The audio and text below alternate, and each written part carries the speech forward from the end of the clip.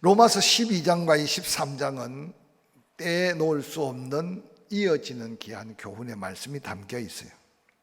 로마서 12장에서는 너희 몸을 하나님이 기뻐하시는 거룩한 산 제사로 드려라 라고 시작합니다.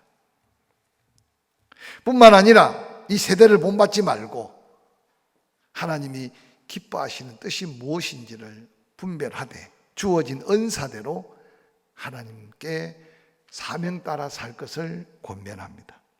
그러면서 로마서 12장에 은사대로 살되 열심을 품고 주를 섬기는 하나님의 일꾼으로 살아라라고 말합니다. 그렇게 권면한 사도 바울은 성령의 감동을 따라 더 나아가 너희를 핍박하는 자를 저주하지 말고 축복하라. 그러면서 악에게 지지 말고 선으로 악을 이기라고 말씀하시면서 로마서 12장을 결론 맺습니다. 그리고 이제 13장에 넘어오면서 사도 바울은 개인적인 그리스도인다운 삶의 원리를 소개합니다. 로마서 13장 8절은 이렇게 기록합니다. 피차 사랑의 빚 외에는 아무에게든지 아무 빚도 지지 말라. 남을 사랑하는 자는 율법을 다 이루었다라고 선언하고 있습니다. 오늘 이 로마서 13장 8절은 10계명 가운데 6가지나 대인관계에 대한 엄청난 계명들 때문에 지금까지 율법을 따라 살았던 사람들은 그 율법 속에 얼마나 많은 짐을 지고 고통을 받고 살았는지 모릅니다. 그런데 이 사랑이라는 것에 빚진 자가 되고 난 다음에는 놀라운 사랑의 은혜를 덧입게 되는데, 바로 사랑의 빚을 느껴가고 누군가를 사랑하기 시작할 때 지난날 그렇게 힘들었던 율법을 온전히 이룰 수 있는 하나님의 의로운 그리스도인의 삶을 온전히 이루게 된다고 말씀하고 있습니다. 오늘 사도 바울은 사랑의 빚 외에는 지지 말라고 하지만 사실 인생은 출생부터 빚진 자로 출생합니다. 육신을 입고 태어날 때 가장 큰 빚진 자는 10개월 동안 뱃속에서 엄청난 수고를 아끼지 않는 어머님의 그 수고, 해산의 고통의 사랑의 빚, 길러주심에 대한 부모님의 빚, 교육비, 양육비, 의료비, 돈으로 계산할 수 없는 부모님의 희생적 사랑의 빚은 그래서 하나님의 은혜와 비교가 되어서 어버이의 은혜, 어머니의 은혜, 부모님의 은혜라고 표현하고 있습니다. 삶의 자리에서 또한 빚진 자입니다. 나라의 빚진 자입니다. 나라 잃고 고통받았던 선조들의 고통의 이야기를 어렴풋이 듣고 알지 않습니까? 지금도 지구촌 곳곳에 알게 모르게 이런 고통 속에 헤매이고 사는 민족들이 얼마나 많은지 모릅니다. 인생을 좀 더 돌아보면 나 혼자 살아있는 것 같지만 육신의 삶에도 엄청난 빚진 자입니다. 그래서 지혜로운 사람은 바로 은혜에 비치고 사랑에 비친 것을 깨달아가면서 성숙해지고 그 빛을 빚으로 인정하며 갚아가면서 또한 더한 사랑을 경험하게 되는 것이 하나님의 창조 섭리 속에 우리에게 주어진 은혜가 아닌가 생각합니다. 그런데 빚 중에 더 큰 빚이 있는데 그것은 바로 하나님의 놀라운 사랑의 빚입니다. 구원받을 조건, 구원받을 자격 아무것도 없는데 하나님 우리를 그저 당신의 사랑으로 우리를 구원해 주셨기 때문입니다. 구원의 은총은 구원받은 하나님의 사람으로서 그 빚진 마음을 깨달을 때 오늘 사도 바울 고백한 것처럼 피차 사랑의 빚 외에 빚을 지지 않아야 할 거룩한 은혜 안에 우리가 살게 될 것입니다. 오늘 사랑의 빚 외에는 빚지지 말라는 말씀 속에 주는 영적인 도전은 사랑받은 사람에게 주시는 메시지입니다. 사랑을 받은 자가 깨닫는 게 사랑의 빚진 마음이에요. 그래서 하나님께, 부모에게, 이웃에게, 때로는 믿음의 동역자들에게 사랑의 빚진 마음을 못 느끼고 산다면 내가 그 사랑을 받지 못한 때문이라고 생각하면 이해하기가 쉬울 겁니다. 근데 오늘 현대인들의 삶을 보면 사랑을 찾아보기가 어렵습니다. 왜냐하면 사랑을 하는 사람이 없고 사랑을 하는 사람이 없으니 사랑에 빚진 사람이 없는 거예요. 그래서 모두가 다 자기 잘난 맛에 살고 있지 않는가 생각합니다. 오늘 사도 바울이 이 사랑이 얼마나 소중한지를 깨달으면서 사랑의 빚 외에는 빚지지 말라고 말하면서 사랑의 빚을 지고 있음을 깨닫고 사랑의 빚진 자가 얼마나 큰 은혜인가를 생각하는데, 그 영적 도전은 사랑의 빚을 느낄 때마다 내가 사랑받은 자인 것을 깨달아 알게 되고 그 사랑의 가치를 느끼고 사는 겁니다. 사랑하는 성도 여러분, 오늘 여러분의 삶 속에 이 빚진 마음 가지고 그 사랑받은 은혜 안에 살기를 주의 이름으로 간절히 축원합니다. 뿐만 아니라 오늘 사랑의 빚 외에는 빚지지 말라는 말 속에 이 사랑의 빚은 갚아도 완전하게 탕감받을 수 없는 빚이기에 평생 이 빚진 마음이 바로 엄청난 축복받은 증거라는 사실을 강조하고 있습니다. 부모에 대한 은혜 한 가지만 생각해도 어떤 자식이 부모에게 받은 그 사랑의 빚을 무엇으로 더 갚을 수가 있겠습니까?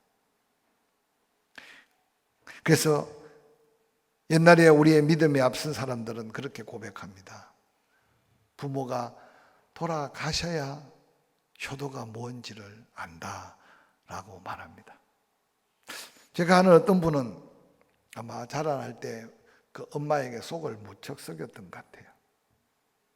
그 어머니가 하도 속이 상하니까 자식에게 그렇게 말했대요.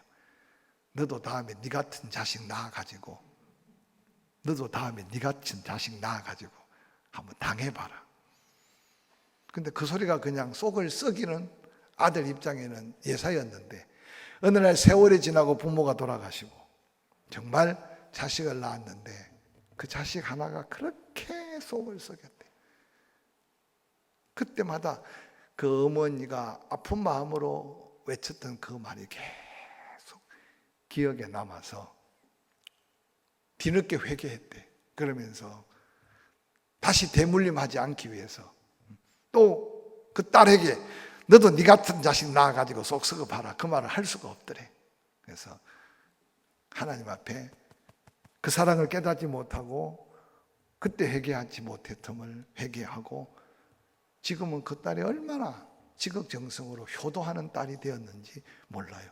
제 가까운 믿음의 동역자에게 나타난 고백의 이야기예요. 악을 이기되 선으로 악을 이기라는 말은 우리는 끊임없이 사랑의 빚을 느껴가면서 갚아도 다 갚을 수 없는 것이 내가 받은 은혜의 크기라는 사실을 깨닫게 하는 사랑의 빚의 은혜를 한번 느끼면서 살아보시기를 주의 이름으로 간절히 축원합니다. 제가 오늘 포항의 한 교회 임직식에 축사를 하러 갔어요. 무슨 축사를 할까 고민하다가 요즘은 길면 다음에 안 부르고 제가 어디 가든지 좀 짧게 임팩트 있게 해서 사실 어려운 자리인데 자꾸 기도하는데 작은 간증이에요. 축사를 해야 되는데 하나님이 저한테 자꾸 눈물에 대한 이야기를 감동 주시는 거예요. 눈물에 대한 이야기를. 제가 그날 오늘 오후에 가서 그렇게 축사를 했어요. 뭐 전부를 다 이야기할 수 없지만 축사를 위해서 자꾸 기도하는데 나훈아는 요즘 태스행 알려달라고 태스행한테 물었는데 태스행은 나훈아한테 고난의 이유를 말해주지 못했다. 나는 태스행께 묻지 않고 하나님께 물었더니 눈물에 대한 이야기를 주셨다. 그러면서 목자의 눈물을 기억했으면 좋겠다. 오늘 임직받는 분, 어떤 목자에게 내가 임직을 받느냐가 너무너무 중요하다. 그래서 아마 하나님의 하루를 첫날같이 여겼던 하나님의 마음으로 주의 종이 아마 눈물 가운데 여러분 한 사람 한 사람이 세움을 받았다는 사실을 기억했으면 좋겠다. 그러면서 시편 126편을 제가 참 좋아한다. 울며 씨를 뿌리고 눈물을 흘리며 뿌린 씨는 반드시 기쁨으로 그 단을 가지고 하나님 앞에 나온다. 그러면서 서정주의 씨, 한 송이의 국화꽃을 피우기 위해 소쩍채가 울었고 하늘에 천둥이 소리치며 울었다. 짧지만 긴 시간 동안 이 제단에 여러분을 장로로, 권사로, 때로는 안수받은 집사로 세우기까지 아마 이 제단의 목자가 때로는 소리 없이 소쩍새처럼 울었고 때로는 혼자 가슴을 치며 눈물을 흘렸을 거다. 이제 여러분이 목자를 위해, 교회를 위해 다시 눈물로 하나님의 영광을 돌릴 수 있다면, 땀 흘려 일하는 땀이 눈물이 되고 때로는 형제의 아픔을 가지고 기도할 때 눈물이 된다면 아마 큰 기쁨의 열매가 가득할 거다. 제가 돌이켜 생각해도 괜찮은 축사를 한 것 같아요. 사랑하는 성도 여러분, 사랑의 빚을 느껴야 또 갚아보고 갚아봐도 다 갚을 수 없다는 걸 깨달을 때 내가 얼마나 많은 은혜를 입고 사느냐를 깨달을 수 있음을 기억해 보시길 바랍니다. 뿐만 아니라 피차 사랑의 빚 외에는 빚을 지지 말라는 말 속에 이 빚은 영적인 빚으로 복음에 대한 빚이라는 메시지가 이 속에 담겨 있습니다. 여러분 어떻게 구원받았는지 모르겠지만 내가 구원받고 어린아이 같은 갓난아이 시절을 질퍽대고 넘어지고 자빠져가며 그 누군가가 옆에서 붙들어주고 기도해주고 때로는 얼싸 안아주고 그리고 걸음마도 배우고 기도도 배우고 그리고 어느 날 하나님 앞에 일꾼으로 세움을 받고 지난날 돌아보시기 바랍니다. 그 엄청난 사랑의 빚을 통해 오늘 내가 있는 것은 하나님의 은혜지만 또 내가 누군가를 세워가야 되고 또 누군가를 돌봐줘야 되고 할렐루야.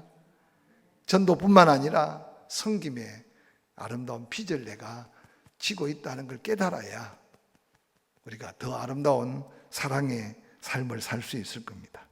오늘 보면 로마서 8장 12절에 그렇게 말합니다. 형제자라 우리가 빚진 자로 돼 육신에게 져서 육신대로 살 것이 아니니라. 너희가 육신대로 살면 반드시 죽을 것이로되 영으로서 몸의 행실을 죽이면 살리니 무릇 하나님의 영으로 인도함을 받은 사람은 곧 하나님의 아들이라. 육신에 빚진 것만 빚으로 생각하지 말고 특별히 영적인 빚진 것을 생각하면서 하나님의 아들로서의 당당함을 누려가기를 주의 이름으로 축원합니다. 뿐만 아니라 사랑의 빚을 지되 사랑의 빚에는 다른 빚을 지지 말라는 것은 사랑의 빚을 갚으면 갚을수록 모든 율법을 온전히 다 이룰 수 있는 하나님의 의로움을, 하나님의 자유함을, 하나님의 풍요로운 은혜를 경험할 수 있는 약속입니다. 그래서 로마서 13장 8절에 피차 사랑의 빚 외에는 아무에게든지 아무 빚도 지지 말라. 남을 사랑하는 자는 율법을 다 이루었다. 가끔 어떤 분들이 그렇게 말합니다. 우리가 다시 십계명을 다시 지켜야 되지 않습니까? 여러분, 예수님 오기 전에는 그 십계명을 지켜야만 하나님의 백성으로 구원에 대한 자기 확신을 가질 수 있었을지 몰라요. 그러나 십계명 이후에 다른 613가지 계명을 다 지킬 수가 없었어요. 본인도 지키지 못하지만 바리새인들과 서기관들, 종교 지도자들은 그 계명을 한 가지라도 어기면 정죄했지 자유를 주지 못했어요. 그런데 예수 그리스도께서 오셔서 십자가에 달려 죽으심으로 그 십자가 안에서 온전한 자유를 우리에게 허락해 주셨어요. 로마서 7장 21절부터 이렇게 기록합니다. 우리가 한 법을 깨달았노니 곧 선을 행하기를 내가 원하는 나에게 악이 함께 있는 것이로다. 내 속 사람으로는 하나님의 법을 즐거워하되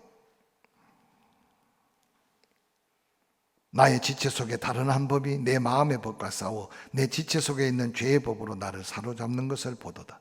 오라 나는 공고한 사람이로다. 이 사망의 몸에서 누가 나를 건져내랴. 예수의 십자가의 사랑 안에 자유를 누리고 대속함을 받았을지라도 우리 안에 옛사람과 새사람이 끊임없이 싸워가며 그 성령 충만했던 사도 바울도 얼마나 사랑하며 사랑의 빛을 갚아나가는 삶이 힘들고 어렵는가를 스스로 고백하고 있습니다. 그러나 그 결과만큼은 반드시 사랑은 모든 것의 해답이 되고 사랑은 모든 것의 승리가 된다는 사실을 기억하시기 바랍니다. 오늘 로마서 13장 9절에 그렇게 말합니다. 간음하지 말라, 살인하지 말라, 도둑질하지 말라, 탐내지 말라. 십계명 속에 하지 말라, 하지 말라, 하지 말라는 것들이 또 그 외에 다른 계명이 있을지라도 내 이웃을 내 자신과 같이 사랑하라 하신 그 말씀 속에 다 들어가 있다 라고 말씀하십니다. 오늘 저는 더욱더 사랑해야 될 이유가 여기 있음을 깨닫고 미움까지도 사랑으로 원수까지도 사랑으로 할렐루야. 그래서 사랑에 빚진 우리의 마음속에 더한 사랑에 빚진 자를 우리 주변에 많이 세워가면서 간음하지 말라, 살인하지 말라, 도둑질하지 말라, 탐내지 말라 한 것 그 외에 다른 계명들이 수없이 많아도 내 이웃을 내 자신의 몸과 같이 사랑하면 그 사랑의 놀라운 능력 속에 모든 계명을 이루어가는 하나님의 온전함과 완전함을 이룰 수 있는 이 그리스도인의 삶의 비밀을 다시 한번 우리 마음에 채워가면서 모든 문제의 해답, 모든 고통의 해답, 모든 괴로움의 해답, 바로 그 해답은 사랑이다. 할렐루야. 그러므로 이 한 주간 강팍해지고 까칠해지고 맞은말이 쉽게 붙일 수 없는 수많은 사람 곁에 때로는 향기로, 때로는 미소로, 때로는 우리 손에 사랑의 증거로 손을 펴고 마음을 열고 더욱더 그리스도의 사랑에 빚진 마음 갖고 더욱더 사랑해서 온전한 하나님의 모습을 회복하는 이 한 주간이 되기를 주의 이름으로 간절히 축원합니다.